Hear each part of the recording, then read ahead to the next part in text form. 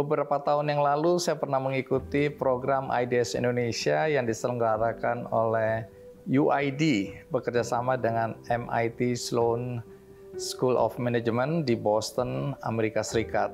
Ini tentang U-Theory yang diajarkan oleh Profesor Otto Scharmer, ya, salah satu penggagas dari teori U ini, di mana dalam U-Theory ini secara ringkas itu kita kalau menemukan masalah, biasanya kita menyelesaikannya secara linear, sehingga tidak tuntas, kita tidak deep dive, kita tidak menyelami akar permasalahannya. Jadi digambarkan U-Theory seperti ini. Intinya adalah kita harus open mind, ya, membuka pikiran kita, menerima gagasan-gagasan, kemudian open heart, di mana kita membuka juga hati kita untuk mengakui kalau gagasan seseorang itu bagus untuk menyelesaikan masalah, dan open will. Kita mau mengeksekusi gagasan-gagasan yang kita dengar, kita terima, dan kita yakini itu bisa menyelesaikan suatu masalah. Nah, yang terjadi kalau ada misalnya di sebuah perusahaan, ada karyawan yang bolos, yang tidak mau masuk, yang tidak tertib, kemudian paling mudah adalah pecat aja. Kita PHK dia. Kasih pesangon, beres. Tapi kemudian muncul masalah yang sama terus-menerus. Artinya permasalahannya bukan pada karyawan, tapi mungkin pada manajemennya, pada persoalan-persoalan yang ada di dalam perusahaan itu sendiri. Sehingga kita harus memahami dulu akar permasalahan untuk menyelesaikannya secara tuntas. Intinya seperti itu.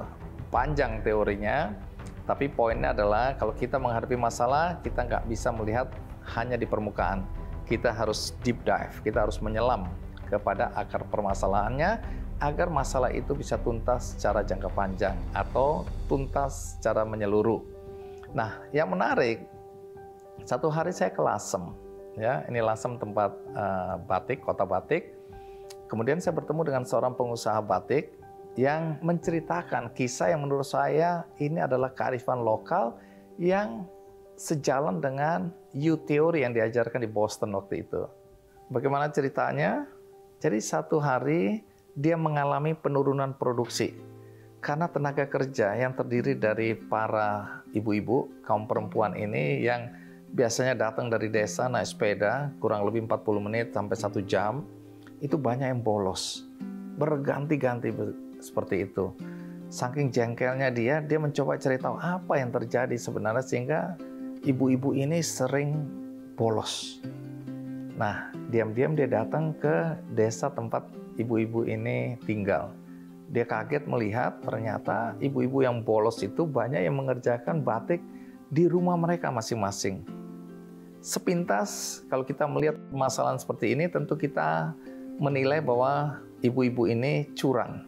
Pasti dia sedang mengerjakan satu order yang mungkin lebih menguntungkan dia dan meninggalkan tanggung jawab dia sehari-hari untuk membatik di perusahaan pembatik ini tadi. Itu pasti terpikirkan seperti itu. Oh, ini ibu-ibu nakal ini. Ibu-ibu ini hanya mencari keuntungan yang lebih tanpa bertanggung jawab pada pekerjaan mereka sehari-hari.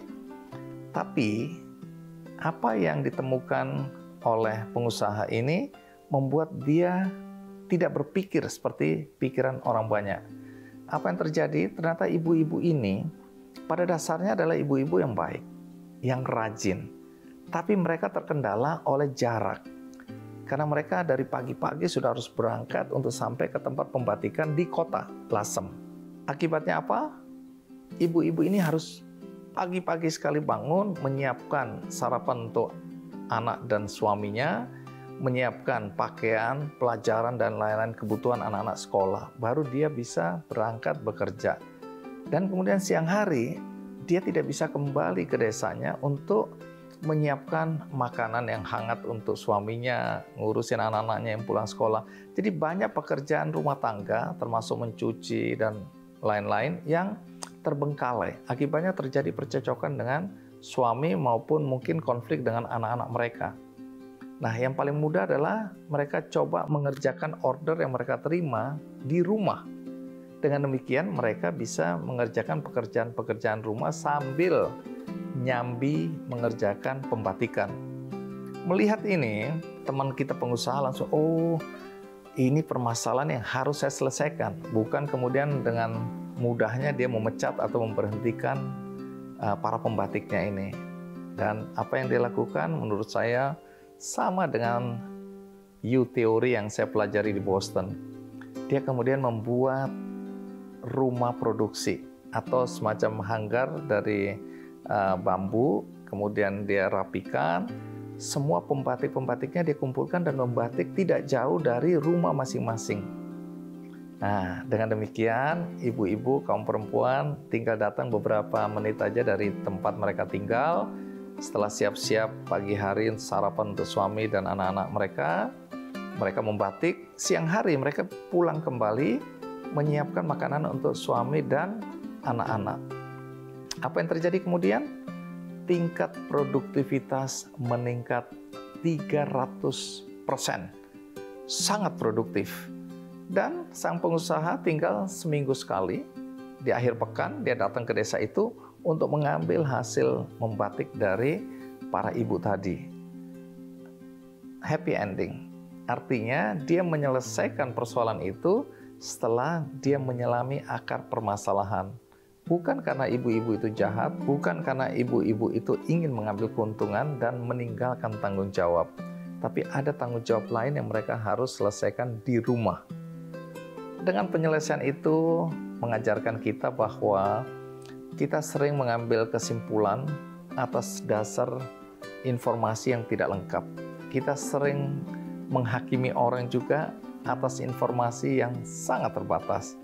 Jadi mulai hari ini mudah-mudahan kita belajar juga, kalau ada masalah, kita jangan cepat-cepat mengambil kesimpulan, kita jangan cepat memutuskan berdasarkan informasi yang terbatas, tapi kita coba menyelami akar permasalahan, kita selesaikan permasalahannya. Dengan demikian mudah-mudahan solusinya itu untuk jangka panjang.